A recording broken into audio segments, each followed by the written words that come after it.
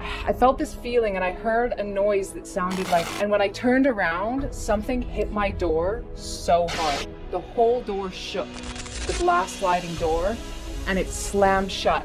She was so pale and white. I don't know what this is and I don't know what it wants from me.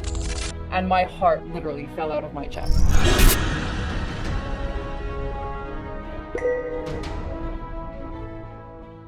Back in 2011, I was living in Malaysia. And I was living in my own house. I had a friend come over from Canada, and we were just having a housewarming party when I was upstairs showing my friends my new house. And my best friend, she was downstairs with my dog. Suddenly I heard a loud bang, and my dog yelped.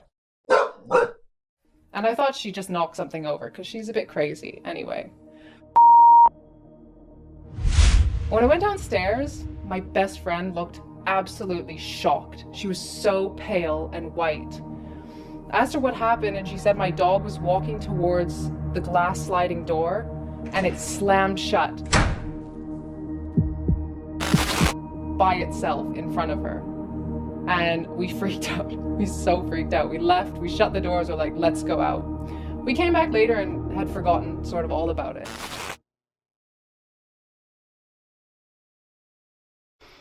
My friend left, went back to Canada, and I continued living there.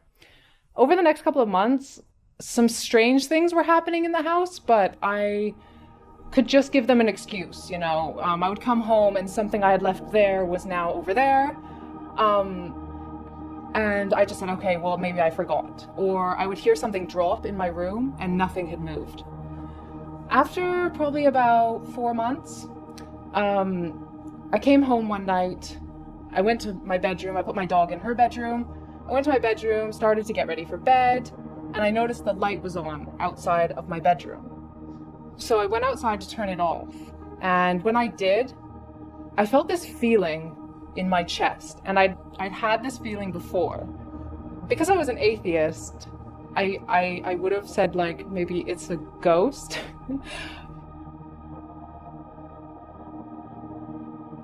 But I felt this feeling and I heard a noise that sounded like white noise, and I got really scared because I didn't really know where it was coming from, but I sensed where it was coming from. I could feel like the direction that it was coming from.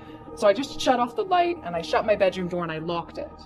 And when I turned around, something hit my door so hard. The whole door shook and my heart literally fell out of my chest. Like, I was terrified.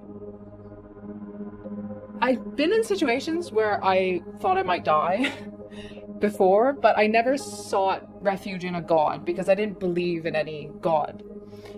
But in that moment, my mind was completely clear, and the only word in my mind was Allah.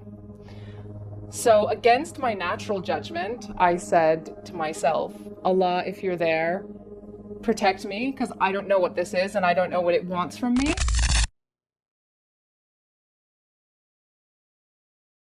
And I went to bed, and I thought that I was going to take ages to sleep because I was so scared.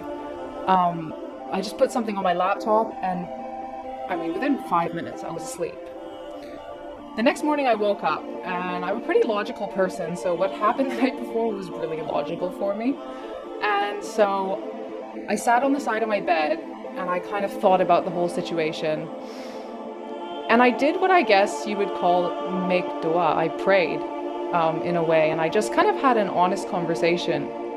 And I said, Allah, I'm 21 years old, been an atheist for my whole life.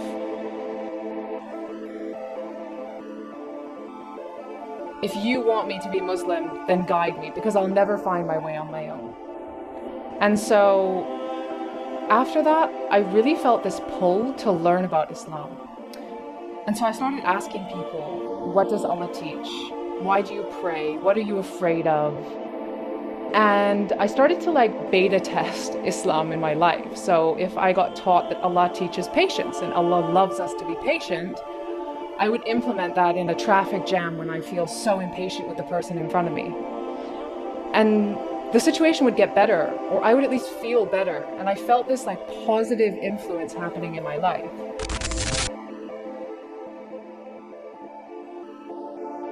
I went to France in April for work, and I actually stopped drinking while I was there. And this was months before I even thought about really converting. And I feel like these were baby steps that Allah was putting in my life to make it not such a big change when I finally decided to make the decision that He knew I would make eventually. So it was coming to Ramadan, and I know all of my Muslim friends back then were very Muslim in Ramadan. Even if they weren't very Muslim the rest of the year, in Ramadan they practiced everything. So I said Ramadan is a good time to see what it's like to really be a Muslim, because my character is, if I do something, I do it 100% or I don't do it at all. I printed out a piece of paper that taught me how to pray. I wore hijab, I fasted every day, I read a chapter of Quran every day. And it must have been about halfway through Ramadan and halfway through the Quran that I realized I didn't want to die tomorrow and not be Muslim. And I truly believe that if I hadn't converted to Islam and died, then I wouldn't be going to Jannah. So I Googled, how do you take your Shahada? And I sat there after Isha by myself and did my Shahada in English. And I have never looked back since. It's almost been 10 years now. And it's been the most positive change in my life. My mom says I probably would have been dead had I not become Muslim, the way that my life was going.